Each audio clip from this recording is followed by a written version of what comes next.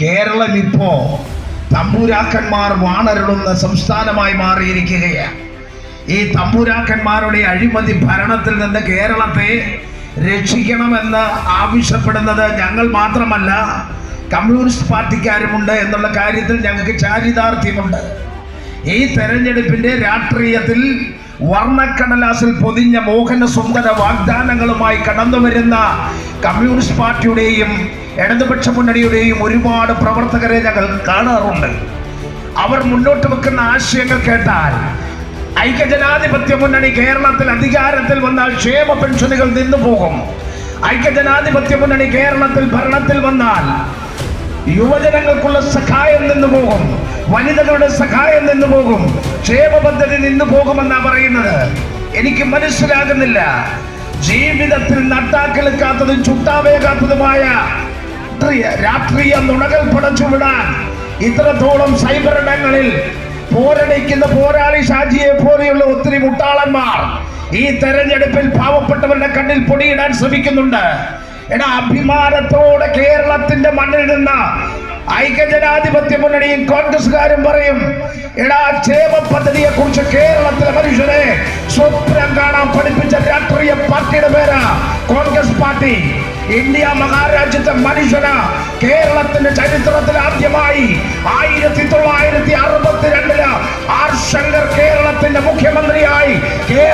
മുഖ്യമന്ത്രിയായിരിക്കുമ്പോഴാ കേരളത്തിൽ ആദ്യമായി വിധവാ പെൻഷൻ കേരളത്തിൽ നടപ്പാക്കിയത്. ഏറ്റവും കൂടുതൽ വിധവാ പെൻഷൻ മേടിച്ചത് കമ്മ്യൂണിസ്റ്റ് പാർട്ടിക്കാരാ. അതിനുശേഷം കൊണ്ടുവന്നത് ആർ ശങ്കറുടെ കാലത്ത്, വാർദ്ധക്യകാല പെൻഷൻ കൊണ്ടുവന്നത് ആർ ശങ്കറുടെ കാലത്ത്. ഇന്നും കമ്മ്യൂണിസ്റ്റുകാരൻ വാർദ്ധക്യത്തിൽ മേടിക്കുന്ന പെൻഷൻ കോൺഗ്രസ്സുകാരൻ കൊണ്ടുവന്ന പെൻഷനാ. എടാ, കേരളത്തിലെ പ്രീ ഡിഗ്രി വിദ്യാഭ്യാസത്തെ യൂണിവേഴ്സിറ്റി കോളേജിൽ ചേർത്ത് വെച്ച് കേരളത്തിലെ പാവപ്പെട്ട 10ാം ക്ലാസ് പാസ്സായ കുട്ടിയെ കോളേജ് സ്വപ്നത്തെ യാഥാർത്ഥ്യമാക്കി കൊടുത്ത പ്രസ്ഥാനമാ കോൺഗ്രസ് പാർട്ടി എന്ന ഈ തെരഞ്ഞെടുപ്പിൽ കമ്മ്യൂണിസ്റ്റുകാരൻ അറിഞ്ഞിരിക്കണം. കേരളത്തിലെ സംസ്കൃത വിദ്യാഭ്യാസത്തെ കേരളത്തിന്റെ യൂണിവേഴ്സിറ്റിയിൽ കൊണ്ടുവന്ന പ്രസ്ഥാനമാ ഈ കോൺഗ്രസ് പ്രസ്ഥാനം. അങ്ങനെ ഇന്ത്യ മഹാരാജ്യത്ത് എണ്ണിയാൽ ഒടുങ്ങാത്ത പദ്ധതികൾക്ക് മുന്നോട്ടും പിന്നോട്ടും അവരുടെ കൂടെ നിന്ന പ്രസ്ഥാനം കോൺഗ്രസ്സുകാരനാ. ഞാൻ ഈ പറഞ്ഞു വരുന്നതിന്റെ രാഷ്ട്രീയം എന്താണെന്ന് ചോദിച്ചാൽ, കേരളത്തിന്റെ സമര രാഷ്ട്രീയവും അത് കമ്മ്യൂണിസ്റ്റുകാരൻ വന്നപ്പോ ഉണ്ടായ വികസനമാണെന്ന് പറയുന്ന ചില എട്ടുകാലി മമ്മൂഞ്ഞന്മാർ ഇന്ന് കേരളത്തിൽ സൈബറിനകത്ത് പണിയെടുക്കുന്നുണ്ട്. ഞാൻ പഠിച്ച കാലത്ത് ഓർക്കുന്നു, കേരളത്തിലെ എഴുത്തുകാരനായ ശ്രീ വൈക്കം മുഹമ്മദ് ബഷീർ എഴുതിയ എന്റെ ഉപ്പുപ്പായ്ക്ക് ഒരു ആന ഉണ്ടായിരുന്നു എന്ന് പറയുന്ന ഒരു നോവലുണ്ട്. ആ നോവലിലെ ഒരു കഥാപാത്രത്തിന്റെ പേര് മമ്മൂഞ്ഞ്. അദ്ദേഹത്തെ കളിയാക്കി വിളിക്കുന്ന പേര് എട്ടുകാലി മമ്മൂഞ്ഞ്. ആ എട്ടുകാലി മമ്മൂഞ്ഞ് രാവിലെ പീടികയിൽ വരും. ആ പീടികത്തിന്റെ വന്നാൽ എട്ടുകാലി മമ്മൂഞ്ഞിനോട് ആരേലും പറയുക ഒരു അടിപിടി അവിടെ നടന്നെന്ന് പറഞ്ഞാൽ എട്ടുകാലി മമ്മൂഞ്ഞ് പറയും, അത് ഞമ്മളാ. അപ്പുറത്തെന്തെങ്കിലും വഴക്കുണ്ടായ പറയും, അത് ഞമ്മളാ. അപ്പുറത്തൊരു വീട്ടുവഴക്കുണ്ടായ പറയും, അത് ഞമ്മളാ. അങ്ങനെ ഒരു ദിവസം സായം സന്ധ്യയിൽ എട്ടുകാലി മമ്മൂഞ്ഞൊരു കടപ്പീടികയിൽ ഇരിക്കുമ്പോ ഒരു മനുഷ്യൻ വന്നിട്ട് പറഞ്ഞു, മനക്കലെ പാർവതിക്ക് 4 മാസം ഗർഭമാണെന്ന്. മമ്മൂഞ്ഞ് പറഞ്ഞു, എട്ടുകാലി മമ്മൂഞ്ഞ് പറഞ്ഞു, അത് ഞമ്മളാ. അപ്പൊ അവിടെ ഇരുന്നവൻ പറഞ്ഞു, എടാ, മടക്കലെ പിടിയാനയായ പാർവതിയുടെ കാര്യമാ പറഞ്ഞതെന്ന് പറഞ്ഞപ്പോ അതുപോലെ അവകാശമെടുക്കുന്ന രാഷ്ട്രീയ നേതാക്കന്മാരുടെ കൂടാരമാ ഈ മാർക്സിസ്റ്റ് പാർട്ടി. കേരളത്തിൽ ഏതെങ്കിലും വികസനം വന്നാൽ അത് നമ്മുടേതാണെന്ന് പറയും. ചങ്കൂറ്റമുണ്ടെങ്കിൽ നാളെ 10 മണിക്ക് മുമ്പ് ഇവിടെ തന്നെ ഒരു മൈക്ക് വെച്ച് കെട്ടി മാർക്സിസ്റ്റുകാരൻ ഞാൻ പറയുന്ന രാഷ്ട്രീയത്തിന് ചങ്കൂറ്റമുണ്ടെങ്കിൽ മറുപടി പറയണം. കേരള സംസ്ഥാനത്ത് വിഴിഞ്ഞം പദ്ധതി കൊണ്ടുവന്നത് കോൺഗ്രസിന്റെ കാലത്ത് ഉമ്മൻചാണ്ടി സാറാണെന്ന് പറഞ്ഞാൽ നിഷേധിക്കുന്ന കമ്മ്യൂണിസ്റ്റുകാരൻ ഇവിടെ ഉണ്ടെന്ന് ഞാൻ വിശ്വസിക്കുന്നില്ല. അത് ഉദ്ഘാടനം ചെയ്തതാരാ? പിണറായി. അതിന്റെ പിതൃത്വമാർക്ക് അത് ഞമ്മക്ക. കുഴപ്പമില്ലെന്നേ. കേരള സംസ്ഥാനത്തിന്റെ ചരിത്രത്തിൽ കൊച്ചിയിൽ ചെന്ന് കഴിഞ്ഞാൽ മെട്രോ ട്രെയിനിൽ കയറാം. മെട്രോ ട്രെയിനിൽ കയറി കഴിഞ്ഞാൽ വൈറ്റില മുതൽ ആലുവ വരെ പോകാം. ആ മെട്രോ റെയിൽ കൊണ്ടുവന്നത് അഭിമാനത്തോടെ പറയും കോൺഗ്രസിന്റെ നേതാവ് ഉമ്മൻചാണ്ടിയുടെ കാലത്ത് ഇങ്ങനെ ഉദ്ഘാടനം ചെയ്തത് കൊണ്ട് അതും ഇടതുപക്ഷക്കാരൻ പറയുന്നത് നമ്മളാണെന്നാ പറയുന്നത്. കണ്ണൂർ കേരളത്തിലെ 4ാമത്തെ അന്താരാഷ്ട്ര എയർപോർട്ട് കൊണ്ടുവന്ന പാർട്ടിയുടെ പേര് കോൺഗ്രസ് പാർട്ടി. അതിന്റെ നേതാവിന്റെ പേര് ഉമ്മൻചാണ്ടി. അന്ന് കണ്ണൂർ എയർപോർട്ടിന് വേണ്ടി സ്ഥലമെടുപ്പ് നടക്കുമ്പോ ചെവിപ്പുറയിൽ വെടിയുണ്ടയുമായി നടക്കുന്ന ഒരു സഖാവുണ്ട്. അന്ന് അയാൾ അവിടെ മലന്ന് കിടന്ന് പറഞ്ഞു, എന്റെ ചങ്കത്ത് വേണം ഇവിടെ ഫ്ലൈറ്റ് ഇറങ്ങാൻ. ഇവിടുത്തെ പാവപ്പെട്ട മനുഷ്യന് ശ്വാസം മുട്ടലുണ്ടാകും, ഭയമുണ്ടാകും, പേടിയുണ്ടാകും, എയർപോർട്ട് വരാൻ പാടില്ല എന്ന് സമരം നടത്തി. രാവും പകലും നാൽക്കവലകളിൽ SFI-കാരനും DYFI-കാരനും പന്തം കൊളുത്തി പ്രകടനം നടത്തി. പക്ഷെ ഉദ്ഘാടനം ചെയ്തത് പിണറായിയുടെ കാലത്ത്. പിണറായി പറഞ്ഞു അതും ഞമ്മളാ. അവ എടുത്തു. ഞങ്ങളുടെയൊക്കെ നാട്ടിൽ ഇങ്ങനെ പറയും, ഈ വിവാഹമൊക്കെ കഴിഞ്ഞ് പിള്ളേരുണ്ടാകാത്ത നവദമ്പതികള് ഒരു വർഷമൊക്കെ ആകുമ്പോൾ പിള്ളേരില്ലേ, അടുത്ത വീട്ടിലെ പിള്ളേരെയൊക്കെ എടുത്ത് ഉമ്മ കൊടുക്കുകയും ബിസ്ക്കറ്റ് മേടിച്ചു കൊടുക്കുകയും ചായ മേടിച്ചു കൊടുക്കുകയും അവർക്ക് ഐസ്ക്രീം മേടിച്ചു കൊടുക്കുകയൊക്കെ ചെയ്യും. പക്ഷെ 10 പകൽ കഴിയുമ്പോൾ ഈ കൊച്ചെൻ്റേതാണെന്ന് പറഞ്ഞ് ഒക്കത്തെടുത്ത് വെച്ചോണ്ട് പോയാൽ ആ കൊച്ചിൻ്റെ അപ്പനും അമ്മയും ചോദിക്കുന്ന നട്ടലുണ്ട് ഇതെൻ്റെ കൊച്ചാണ്. അത്തരം പണി ചെയ്യുന്ന രാഷ്ട്രീയ നേതാക്കന്മാരോടും കമ്മ്യൂണിസ്റ്റുകാരോടും ഈ തെരഞ്ഞെടുപ്പിൽ ഞങ്ങൾ പറയും, നിങ്ങൾ പറയുന്നതിൽ വ്യവസ്ഥ വേണ്ടേ? 10 കൊല്ലക്കാലം കേരളം ഭരിച്ചു. എടുത്തു പറയപ്പെടാൻ പറ്റിയ വണ്ണം ചങ്കൂറ്റത്തോടെ പറയാൻ ഒരു പദ്ധതി നിങ്ങൾ കൊണ്ടുവന്നിട്ടുണ്ടെങ്കിൽ പറ. കേരളത്തിൽ ഉമ്മൻചാണ്ടി ഭരിക്കുമ്പോ കേരള സംസ്ഥാനത്തിൽ 62 കോളേജുകൾ, ആർട്സ് കോളേജും എഞ്ചിനീയറിംഗ് കോളേജും കൊണ്ടുവന്നത് ഞങ്ങളുടെ പാർട്ടിയുടെ കാലത്താണെന്ന് പറഞ്ഞാൽ നിഷേധിക്കാൻ പറ്റുമോ? കേരള സംസ്ഥാനത്ത് +2 പുതിയ ബാച്ചുകൾ കൊണ്ടുവന്ന പുതിയ നല്ല സ്മാർട്ട് ക്ലാസുകളും കോളേജുകളും ശ്രീ ഉമ്മൻചാണ്ടിയുടെ കാലത്താണ് കൊണ്ടുവന്നത്. പിണറായിക്കോ കേരളത്തിലെ മാർക്സിസ്റ്റുകാരനോ വല്ലതും പറയാനുണ്ടോ? ഞങ്ങൾ ചോദിക്കുക. ഈ രാഷ്ട്രീയം പറയുമ്പോ വ്യവസ്ഥ വേണ്ടേ? അരി എത്രാന്ന് ചോദിച്ച പയർ അഞ്ഞാഴിയാണെന്ന് പറയുന്നത് കമ്മ്യൂണിസ്റ്റുകാരന്റെ ഗതി. ഞാൻ ചോദിക്കട്ടെ, ഈ കേരളത്തിന്റെ മുഖ്യമന്ത്രി 10 വർഷക്കാലം കസേരയിലിരുന്നപ്പോ 2021 രണ്ടാം പിണറായിയുടെ കാലത്ത് അവർ തന്നൊരു വാഗ്ദത്തം, അവർ തന്നൊരു ജനങ്ങളോട് പറഞ്ഞ ഒരു കാര്യം ഞാൻ ഓർപ്പിച്ചു പോകുകയാണ്. അവർ പറഞ്ഞു, കേരളത്തിലെ ആശാ വർക്കർമാർക്ക് 700 രൂപ തരാം. പിണറായി വിജയൻ പറഞ്ഞ നല്ല വർണ്ണ കടലാസിൽ പൊതിഞ്ഞ ഈ കാര്യം കൊണ്ടു കൊടുത്തത് എല്ലാരും എടുത്തു. പക്ഷേ കേരളത്തിൽ 26,633 ആശാ വർക്കർമാർ കേരളത്തിലുണ്ട്. ആ 26,000 പേര് ഞങ്ങളുടെ പാർട്ടിക്കാരല്ല. KPCC ആസ്ഥാനത്തുനിന്നോ കേരള കോൺഗ്രസ് പാർട്ടി ആഫീസിൽ നിന്നോ ലെറ്റർ പാഡ് കൊടുത്ത് അതിൽ വന്ന് ജോലി എടുത്തവരല്ല. അതെല്ലാം മാർക്സിസ്റ്റ് പാർട്ടിയുടെ പ്രവർത്തകരാ. CIT-യുടെ, AITUC-യുടെ, DYFI-യുടെ, കേരള മഹിളാ സംഘത്തിന്റെ, CPM മഹിളാ സംഘത്തിന്റെ, ഘടകകക്ഷികളുടെ 11 ഭരണ കള്ളക്കാർക്കോടകന്മാരുടെ ലിസ്റ്റ് വെച്ചാണ് അന്ന് ജോലി കൊടുത്തത്. അന്ന് ജോലി കൊടുത്തപ്പോ അവരോട് പറഞ്ഞു, ഞങ്ങൾ കോപ്പി ചെയ്താൽ 700 രൂപ വെച്ച് തരാമല്ലോ. 26,000 സഹോദരിമാർ 2022 ചോദിച്ചു. ഫെബ്രുവരി മാസം 10-ാം തീയതി അങ്ങ് കാസർഗോഡ് മുതൽ തിരുവനന്തപുരം വരെയുള്ള 10,000-കണക്കിന് ആശാ വർക്കർമാർ തിരുവനന്തപുരം സെക്രട്ടേറിയറ്റിലേക്ക് അവർ യാത്ര ചെയ്തു, സമരം ചെയ്തു. സമരത്തിനായി കടന്നുപോയി. ആ സമരം ഒരാഴ്ചയല്ല, 2 ആഴ്ചയല്ല, 3 ആഴ്ചയല്ല കടന്നുപോയത്. 266 ദിവസം കടന്നുപോയപ്പോ കേരളത്തിലെ തൊഴിലാളി വർഗത്തിന്റെ തുപ്പാക്കിയാന്ന് പറയുന്ന ഈ വിപ്ലവകാരിയുടെ മൂക്കിന് താഴെ നടന്ന സമരത്തെ കണ്ടപ്പോ പൊള്ളിയില്ലല്ലേ? ഞാൻ പറയുന്നത്, ഈ തെരഞ്ഞെടുപ്പിൽ ഇടതുപക്ഷ ജനാധിപത്യ മുന്നണിയുടെ പ്രവർത്തകർ ഓർത്തോണം. ഐക്യ ജനാധിപത്യ മുന്നണി ഭരണത്തിൽ വരാൻ 26,000 സഹോദരിമാരുടെ പ്രാക്ക് മാത്രം മതി ഈ കേരളത്തിൽ നിന്ന് ഭരണം അവസാനിക്കാൻ.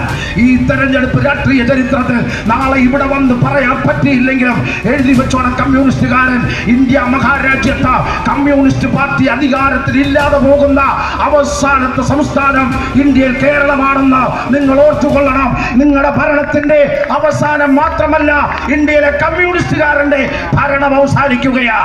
കേരളത്തിലെ CPI എന്ന് പറയുന്ന രാഷ്ട്രീയ പാർട്ടിയുടെ അഖിലേന്ത്യാ രാഷ്ട്രീയ പാർട്ടി സ്ഥാനം പോയി കേരള പാർട്ടിയാകാൻ പോകുന്ന തെരഞ്ഞെടുപ്പ്. ഈ തെരഞ്ഞെടുപ്പ് എഴുതി വെച്ചോ, തോറ്റുപോയ എല്ലാവരും പോകും. എന്റെ പൊന്ന് പിണറായിയുടെ പുറകെ നടക്കുന്ന പാവപ്പെട്ട സഖാക്കളെ, വഞ്ചിക്കപ്പെട്ട ഇന്നലകളെ കുറിച്ച് മറക്കല്ലേ. പുന്നപ്പുറയുടെയും വയനാറിന്റെയും കയ്യൂരിന്റെയും കാവുംപായുടെയും ഓഞ്ചിയത്തിന്റെയും മുലയംകുന്നിന്റെയും അമരാവതിയുടെയും പാടിക്കുന്നിന്റെയും അങ്ങ് ആലപ്പുഴയിലെ വലിയ ചൂടുകാടും കാണിച്ച അവിടുത്തെ രക്തസാക്ഷി മണ്ഡപങ്ങളിൽ ഇവിടെ ജനകോടികൾ ചാത്തുന്ന ഞങ്ങളിൽ സമരപുളകങ്ങൾ സിന്ദൂരമാലകളെന്ന് എഴുതി പ്രതിഷ്ഠിച്ചു വെച്ച് നിങ്ങൾ സാക്ഷാന്തം വീണ വിപ്ലവകാരികളുടെ മരണത്തിന്റെ പേരിൽ പിരിച്ച പണം കൊണ്ട് നിങ്ങൾ കുത്തടിച്ച് ജീവിക്കുമ്പോൾ കേരളത്തിന്റെ ചരിത്രത്തിൽ ഈ കാലഘട്ടം വിളിച്ചു പറയും, ഇതുപോലൊരു ഭരണാധികാരി ഇന്ത്യ മഹാരാജ്യത്ത് ജീവിച്ചിരുന്നത്. സഹിച്ച കേരളത്തെ മനുഷ്യൻ സഹിച്ചതിനായി ജനം നമ്മളെ അഭിനന്ദിക്കും. കാരണം എന്താണെന്നറിയാമോ?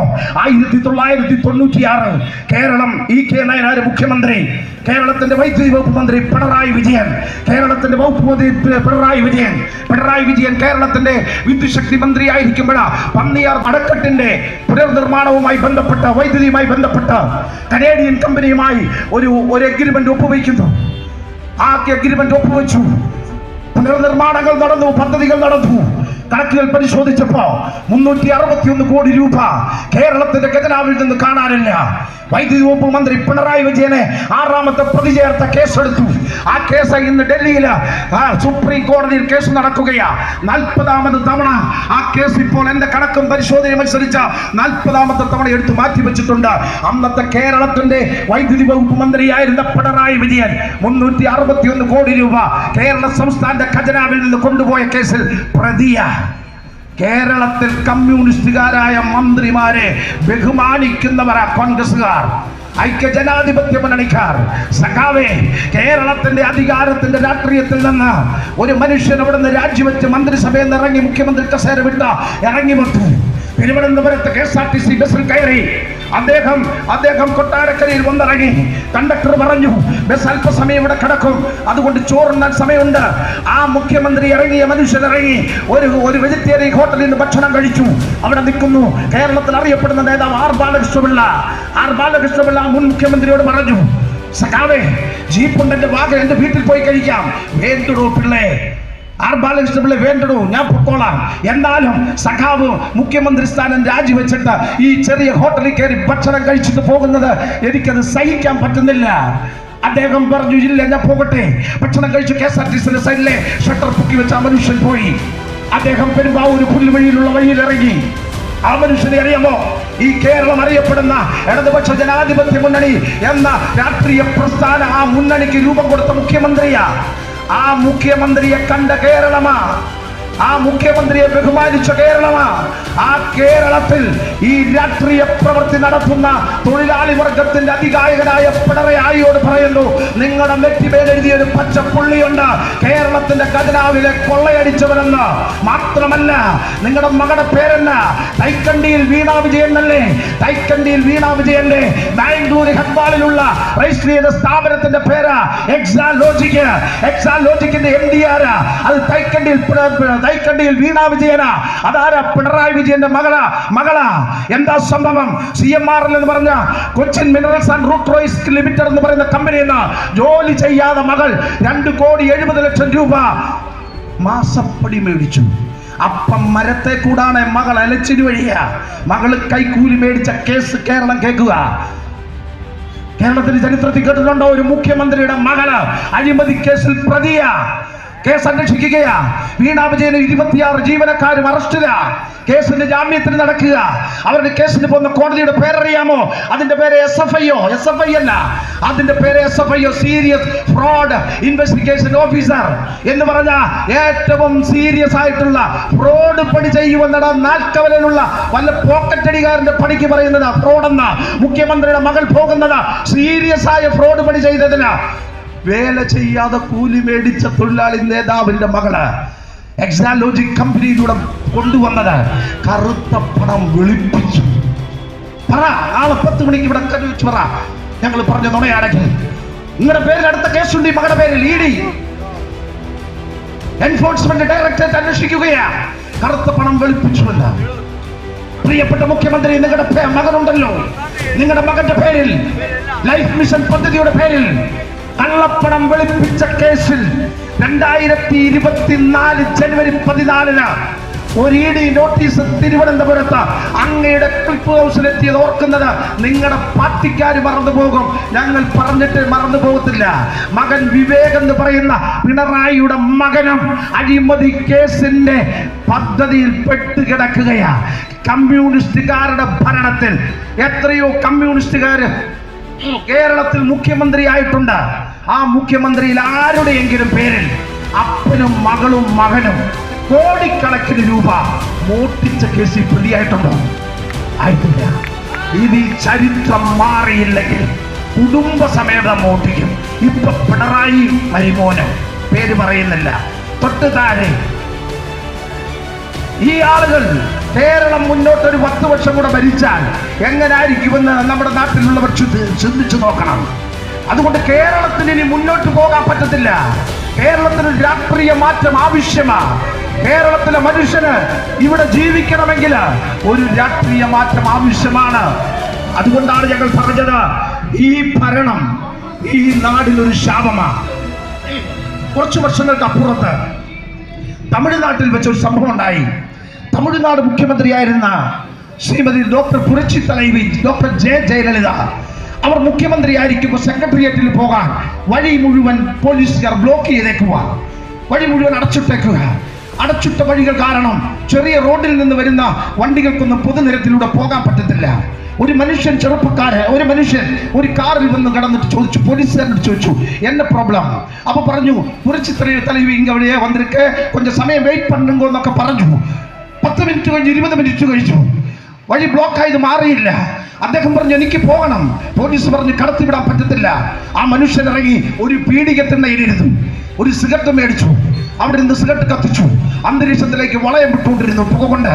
അദ്ദേഹത്തെ കാണാൻ 50 പേര് കൂടി, പിന്നെ 100 പിന്നെ 1000 10,000 ആൾ കൂടിയപ്പോ പുരட்சி தலைவி എന്ന തമിഴ്നാട് മുഖ്യമന്ത്രിക്ക് സ്വന്തം സെക്രട്ടേറിയറ്റിലേക്ക് പോകാൻ പറ്റാതെ വണ്ണം വഴി ബ്ലോക്കായി പോയി.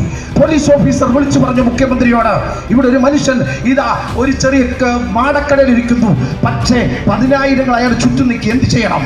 ആ മനുഷ്യനോട് പോലീസുകാരൻ വന്ന് പറഞ്ഞു, സർ വേഗം അങ്ങ് കാറിൽ കയറി പോണം, ഈ ജനം നിൽക്കുന്നത് കൊണ്ട് മുഖ്യമന്ത്രിക്ക് പോകാൻ പറ്റത്തില്ല. ആ മനുഷ്യൻ പറഞ്ഞു, എല്ലാവരോടും പറഞ്ഞു തിരിഞ്ഞു പോകാൻ പറഞ്ഞു. ആ മനുഷ്യൻ പോകാൻ നേരത്ത് കാറിൽ കയറിയപ്പോ തമിഴ് ദിനപത്രമായ ദിനതന്തിയുടെ റിപ്പോർട്ടർ ചോദിച്ചു, സാറിന് എന്താണ് പറയാനുള്ളത്? ആ മനുഷ്യൻ പറഞ്ഞു, ഈ പുരட்சி தலைவி എന്ന ഈ ജയലളിത തമിഴ്നാട്ടിൽ എന്തെങ്കിലും ഇനി മുഖ്യമന്ത്രിയായാൽ ഈ തമിഴ്നാടിനെ ദൈവത്തിന് പോലും രക്ഷിക്കാൻ പറ്റത്തില്ല, തമിഴ്നാട് മുടിഞ്ഞു പോകും, ഈ തമിഴ്നാട്ടിന് ഈ സ്ത്രീയെ കൊണ്ട് രക്ഷിക്കാൻ പറ്റത്തില്ലെന്ന് പറഞ്ഞു. പിന്നീട് ജയലളിത തമിഴ്നാട് മുഖ്യമന്ത്രിയായില്ല, മെറീന ബീച്ചിൽ പോയി അന്തി ഉറങ്ങുകയായിരുന്നു, മരിക്കുകയാണ്. ആ പറഞ്ഞ മനുഷ്യന്റെ പേരാ സൂപ്പർ സ്റ്റാർ രജനീകാന്ത്. ഇന്ന് കേരളത്തിൽ വെച്ച് 1000 മനുഷ്യർ പറയുക, ഈ പിണറായി വിജയന്റെ സർക്കാർ ഇനി ഒരിക്കൽ കൂടി വന്നാൽ കേരളത്തിന് ദൈവത്തിന് പോലും രക്ഷപ്പെടുത്താൻ പറ്റാത്ത വിധം ഈ കേരളം മുടിഞ്ഞു പോകും. അത്ര അധാർമികതയുടെ കേരളമാണ്. ഞങ്ങൾ പറഞ്ഞ ഗ്യാരണ്ടി ഈ നാട്ടിലെ അമ്മമാർ ഏറ്റെടുത്തിട്ട് ഞങ്ങൾക്ക് ഉറപ്പല്ലേ? കേരളത്തിൽ നിന്ന് കോട്ടയത്തു നിന്ന് അല്ലെങ്കിൽ ഈ പനച്ചിക്കാട്ടുന്ന ഒരു മനുഷ്യൻ പുറപ്പെട്ടു. ഐക്യ ജനാധിപത്യ മുന്നണി കേരളത്തിൽ ഭരണത്തിൽ വരുമ്പോ കേരളത്തിലെ 6000 ട്രാൻസ്പോർട്ട് ബസ്സുകളിൽ സ്ത്രീകൾക്ക് സൗജന്യ യാത്രയാ. കമ്മ്യൂണിസ്റ്റുകാർ സ്വപ്നം കാണാൻ പറ്റുമോ? മറ്റൊന്ന്, കേരളത്തിലെ 2021 കാനേഷ്മേരി കണക്കനുസരിച്ച് 3,36,00,000 മനുഷ്യരുണ്ട്. അതിൽ 1,76,00,000 സ്ത്രീകളാ. കേരളത്തിന്റെ രാഷ്ട്രീയ ചരിത്രത്തിൽ ആദ്യമായി, കേരളം രൂപം കണ്ടതിന് ശേഷം ആദ്യമായി 1957 നവംബർ 1-ാം തീയതി ഭാഷാടിസ്ഥാനത്തിൽ കേരളം രൂപം കൊണ്ടതിന് ശേഷം ആദ്യമായി 1,78,00,000 പേർ, സഹോദരിമാർ, സ്ത്രീകൾ, അനിയത്തിമാർ, കുഞ്ഞു പെങ്ങന്മാർ, കേരളത്തിലെ ദശലക്ഷക്കണക്കിന് മനുഷ്യൻ ട്രാൻസ്പോർട്ട് ബസ്സിൽ നിങ്ങൾ യാത്ര ചെയ്യാൻ പോവുക. ഞങ്ങളെക്കാൾ കൂടുതൽ യാത്ര ചെയ്യുന്നത് കമ്മ്യൂണിസ്റ്റുകാരാ. നിങ്ങൾ യാത്ര ചെയ്യണം, എന്നിട്ട് ഇവിടുന്ന് നേരെ കേരളം കോട്ടയത്ത് ടിക്കറ്റ് എടുത്ത് നിങ്ങൾ കോയമ്പത്തൂർ ഇറങ്ങണം. തമിഴ്നാട്ടിൽ സഹോദരിമാർക്ക് ബസ്സുകളിൽ സൗജന്യമാ. തമിഴ്നാട്ടിൽ നിന്ന് നിങ്ങൾ പോകണം. നിങ്ങൾ പോകേണ്ടത് മറ്റടുത്ത സംസ്ഥാനത്തേക്ക് പോകണം, ബാംഗ്ലൂരിൽ കർണാടക സ്റ്റേറ്റ് ഭരിക്കുന്നത് കോൺഗ്രസ് പാർട്ടിയാ. അവിടെയും KSRTC ബസ് സൗജന്യമാ. പോയൊന്ന് നാട് കാണുന്നേ. ഇവിടെ കടന്ന് രാഷ്ട്രീയം പറഞ്ഞു നടക്കുമ്പോൾ കിടക്കുമ്പോൾ പാവപ്പെട്ട അമ്മമാർക്ക് ഒരു മരിച്ച വീട്ടിൽ പോകാൻ കാശില്ലാതെ മരിച്ചടക്കിന് പോകാൻ പറ്റാതെ വന്ന കേരളമാ. പാവപ്പെട്ട അമ്മ അനിയത്തിമാരെ വീട്ടിലാക്കിയിട്ട് കല്യാണത്തിന് പോകാൻ വണ്ടിക്കൂലിയില്ലാതെ പേഴ്സ് മുറുക്കി കൊടുത്ത് മുണ്ട് മുറുക്കി കൊടുത്ത് പോയ പാവപ്പെട്ടവന്റെ നാടാ കേരളം. ആ കേരളത്തിന്റെ ചരിത്രത്തിൽ എനിക്ക് ഉറപ്പുണ്ട്, 1,78,00,000 സഹോദരിമാർ ഹൃദയം കൊണ്ട് തീരുമാനിച്ചാൽ ഒലിച്ചു പോകുന്ന ഭരണമേ ഈ കേരളത്തിൽ നിന്നുള്ളൂ എന്ന് ഈ തെരഞ്ഞെടുപ്പ് നമ്മളെ ബോധ്യപ്പെടുത്തും. ആർക്കെങ്കിലും സംശയമുണ്ടോ ആ കാര്യത്തിൽ? ഇപ്പൊ പേടിച്ച് നടക്കുക. പേടി എന്ന് പറഞ്ഞാൽ ഭയമില്ല. കല്ല് കരട് കാഞ്ഞിരം മുതൽ മുള്ളും മുരട് മൂർഖം പാമ്പ് വരെ ഉള്ളവരെ പിടിക്കും. ജയിക്കണം. എങ്ങനെ ജയിക്കണം? ജയിച്ചില്ലെങ്കിൽ സെൻട്രൽ ജയിലിൽ പോകും. സെൻട്രൽ ജയിലിൽ പോയാൽ 630 രൂപ കൊണ്ട് ജീവിക്കാൻ പറ്റുകയില്ല. 700 രൂപ ആശാവർക്കർമാർക്ക് കൊടുക്കാൻ കാശില്ലാത്ത തൊഴിലാളി നേതാവും കുടുംബവും പരിവാരവുമായി സെൻട്രൽ ജയിലിൽ പോകാൻ 630 രൂപ കൊണ്ട് രക്ഷപ്പെടത്തില്ല. അതുകൊണ്ട് അവർ കിട്ടാവുന്നതിനെല്ലാം പിടിക്കും. സർവ്വ രാഷ്ട്രീയക്കാരെ പിടിക്കും. ഇപ്പോൾ ഞാൻ കേൾക്കുന്നത് SDPI-ക്കാരെ പിടിച്ചിട്ടുണ്ട്. SDPI, social democratic party of India, അതൊരു രാഷ്ട്രീയ പാർട്ടിയാണ്. അവരെ കുറിച്ച് നേമത്ത് മത്സരിക്കുന്ന, നേമത്താൻ തോന്നുന്നു ശിവൻകുട്ടി അല്ലെ, നേമത്തിൽ മത്സരിക്കുന്നു ആ ശിവൻകുട്ടി അവരുടെ ഒരു പെരുന്നാളിന് ഒരു ഭക്ഷണത്തിന് കഴിക്കാൻ പോയി. അവിടെ പോയി നല്ല പത്തിരിയും കോഴിയിറച്ചിയും ഒക്കെ കഴിച്ചു, നല്ല ബിരിയാണിയൊക്കെ കഴിച്ചു. പോരാൻ നേരത്ത് അണ്ണന്മാർ നല്ലൊരു സംഭാവന കൊടുത്തു, ഒരു ഗിഫ്റ്റ് കൊടുത്തു. അദ്ദേഹം അത് മേടിച്ചിട്ട് പറഞ്ഞു, നിങ്ങളുടെ വോട്ടും കൂടെ തരണമെന്ന് SDPI-ക്കാരുടെ. ഞാൻ ചോദിക്കുന്നത്, അല്പ രാഷ്ട്രീയം ഒന്ന് കേട്ടിട്ട് പോകുന്ന നല്ലതാ. കമ്മ്യൂണിസ്റ്റുകാർ നന്നായിട്ട് കേട്ടിട്ട് പോകണം. 2002 കേരളത്തിൽ പോപ്പുലർ ഫ്രണ്ട് എന്ന് പറയുന്ന ഒരു സാംസ്കാരിക സംഘടന ഉണ്ടായിരുന്നു. 2002 ആ പോപ്പുലർ ഫ്രണ്ടിന്റെ വിദ്യാർത്ഥി സംഘടനയാണ് ക്യാമ്പസ് ഫ്രണ്ട്. ക്യാമ്പസ് ഫ്രണ്ട് എന്ന് പറയുന്ന സംഘടന 2008 കഴിഞ്ഞ് 8 വർഷം കഴിഞ്ഞ് 2010 ജൂലൈ മാസം 4-ാം തീയതി ഈ തൊടുപുഴ ന്യൂമാൻസ് കോളേജിലെ പ്രൊഫസർ PJ ജോസഫ് എന്ന് പറയുന്ന ഒരു മലയാള അധ്യാപകൻ തൻ്റെ കുട്ടികൾക്ക്, ന്യൂമാൻസ് കോളേജിലെ കുട്ടികൾക്ക് പരീക്ഷ എഴുതാൻ ഒരു ചോദ്യം എഴുതി കൊടുത്തു. അതിനകത്ത് എവിടെയും ആ മനുഷ്യനൊരു നല്ല വ്യക്തിയാണ്, മുഹമ്മദ് നബിയെ അപമാനിക്കുന്ന ഒരു ചോദ്യം ചോദിച്ചു എന്നുള്ളതിന്റെ പേരിൽ ആ മനുഷ്യനെ കേരളത്തിന്റെ ചരിത്രത്തിൽ ആദ്യമായി 2010 ഫെബ്രുവരി മാസം ജൂലൈ മാസം 4-ാം തീയതി പരീക്ഷയ്ക്ക് എഴുതിയ ചോദ്യത്തിനകത്ത് തന്റെ മതവിശ്വാസത്തെ ഖനിക്കുന്ന കാര്യമുണ്ടെന്ന് പറഞ്ഞ PJ ജോസഫ് എന്ന് പറയുന്ന മനുഷ്യൻ പള്ളിയിൽ പോയി ഭാര്യ ശലോമയും 2 മക്കളുമായി കാറിൽ മടങ്ങി വരുമ്പോ കാറ് തടഞ്ഞു നിർത്തി ബോംബെറിഞ്ഞു എന്ന് ശബ്ദമുണ്ടാക്കി, ഭീകര അന്തരീക്ഷമുണ്ടാക്കി, പ്രൊഫസറെ വലിച്ചിറക്കി വലത് കൈപ്പത്തി വെട്ടി എറിഞ്ഞു അടുത്ത പുരയിടത്തിലേക്ക്. ആ കൈപ്പത്തി വലിച്ചെറിയുമ്പോ ആ മനുഷ്യൻ തൊഴുകൈകളോടെ പറഞ്ഞു, ഞാനൊരു മതേതരവാദിയാ, ഞാനൊരു ക്രിസ്തുവിന്റെ അനുഭാവിയാ, എന്റെ കൈ വെട്ടരുത്, എന്നോട് ദയ കാണിക്കണമെന്ന് പറഞ്ഞപ്പോ ദയ കാണിക്കാതെ ആ മനുഷ്യന്റെ വലത് കൈ വെട്ടിയ കേസിലെ പ്രതിയുടെ പേര് മനാഫ്. ആ മനുഷ്യൻ അന്ന് ആ കൈ വെട്ടിക്കളയുമ്പോ പ്രിയപ്പെട്ടവരെ 4 വർഷം കഴിഞ്ഞില്ല, 2004 അദ്ദേഹത്തിന്റെ ഭാര്യ ശലോമി 48-ാമത്തെ വയസ്സിൽ ഈ ഭാരം സഹിക്കാതെ ആത്മഹത്യ ചെയ്തു, കെട്ടിത്തൂങ്ങി വീട്ടിൽ മരിച്ചു. അന്ന് കേരളം ഭരിച്ച മുഖ്യമന്ത്രിയുടെ പേര് VS അച്യുതാനന്ദൻ. ദിവസം കടന്നുപോയി, വർഷങ്ങൾ വീണ്ടും കടന്നുപോയി. 2018 മഹാരാജാസ് കോളേജ്, എറണാകുളം മഹാരാജാസ് കോളേജിലെ 2-ാം വർഷ കെമിസ്ട്രി വിദ്യാർത്ഥിയായ അഭിമന്യു എന്ന ചെറുപ്പക്കാരൻ, വട്ടവടയിലെ ഒരു ആദിവാസി കുടുംബത്തിൽ നിന്ന് വന്ന മനോഹരന്റെ മകൻ, ആദിവാസിയായ മനുഷ്യൻ, ആ 20 വയസ്സുകാരൻ ഈ മഹാരാജാസ് കോളേജിൽ 2-ാം വർഷ കെമിസ്ട്രി വിദ്യാർത്ഥിയാണ്. ആ ചെറുപ്പക്കാരൻ അവിടുത്തെ നവാഗതരാകാൻ പോകുന്ന കുട്ടികൾക്ക് വേണ്ടി ഭിത്തിയിൽ എഴുതി വെച്ചു, വർഗീയവാദം തുലയട്ടെ എന്ന്. അന്ന് രാത്രി ഹോസ്റ്റലിൽ കടന്നു വന്ന ക്യാമ്പസ് ഫ്രണ്ടിന്റെ പ്രവർത്തകര് ഈ ജോസ് സാറിനെ വെട്ടിയ മനാഫ് ഉൾപ്പെടെയുള്ളവര് ഹോസ്റ്റലിൽ കയറി വന്ന കൈ പുറകോട്ട് പിടിച്ചു നിർത്തി ആ 20 വയസ്സുകാരനായ പാവപ്പെട്ട ആദിവാസി യുവാവിന്റെ ചങ്കിന്റെ നേരെ പിച്ചാത്തി കുത്തി കയറ്റുമ്പോ 19 പ്രതികൾ ഉണ്ടായിരുന്ന ആ കൂട്ടത്തിൽ ആ ചെറുപ്പക്കാരനെ കുത്തിക്കൊന്നു. കേരളം ചുറ്റിപ്പോയി. അന്നത്തെ മുഖ്യമന്ത്രി ആരാന്നറിയാമോ? പിണറായി വിജയൻ. സംശയം വേണ്ട.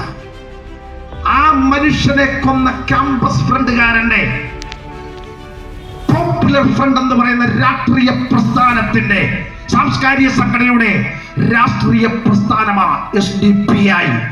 ആ SDPIയുടെ യുവജന വിദ്യാർത്ഥികളാൽ കൊല്ലപ്പെട്ട അഭിമന്യുവിന്റെ പട്ടണയിന് തീ ഇപ്പോഴും മാറിയിട്ടില്ല. ആ മനുഷ്യനെ കൊന്നവന്റെ വോട്ട് ഈ തെരഞ്ഞെടുപ്പിൽ കമ്മ്യൂണിസ്റ്റുകാരൻ കൈനീട്ടി മേടിക്കുമ്പോൾ ഓർത്തോണം, ഒരുപാട് രക്തസാക്ഷികളെ ചോരവിറ്റ കാശുകൊണ്ട് അധികാരത്തിന്റെ ഇടത്താവളങ്ങളിൽ നിന്റെ സാമ്രാജ്യത്തെ ഉറപ്പിക്കാൻ പോയാൽ പിണറായി എന്നല്ല, കേരളത്തിലെ മനുഷ്യൻ 9-ാം തീയതി ഈ കേരളത്തിൽ പൊട്ടിത്തെറിക്കുമ്പോ അതിന്റെ ദുരന്തം എന്താണെന്ന് മനസ്സിലാകും. SDPക്കാരുടെ വോട്ട് മതേതര പാർട്ടിയാണെന്ന് കേരളത്തോട് പറയാൻ കമ്മ്യൂണിസ്റ്റുകാരൻ ഇത്ര അധികം അതപ്പതിച്ചു. ഞാൻ ചോദിക്കുന്നതാ, എടാ, കേരളത്തിന്റെ ജനാധിപത്യത്തിന്റെ തലമേൽ കിടക്കുന്ന കാളകൂട വിഷമ മാർക്സിസ്റ്റ് പാർട്ടി എന്ന് പറയുന്ന ഈ പാർട്ടി. നമുക്കറിയാമോ, ശിവക്കുട്ടി എന്ന് പറയുന്ന ഈ മനുഷ്യൻ PM ശ്രീ പദ്ധതിയിലൂടെ ഈ കേരളത്തിന്റെ വിദ്യാഭ്യാസത്തെ അങ്ങ് കേന്ദ്രത്തിൽ കൊണ്ടുവന്ന് അവിടെ എഴുതി കൊടുത്തപ്പോ CPIയുടെ നേതാവ് ബിനോയ് വിശ്വം പറഞ്ഞു,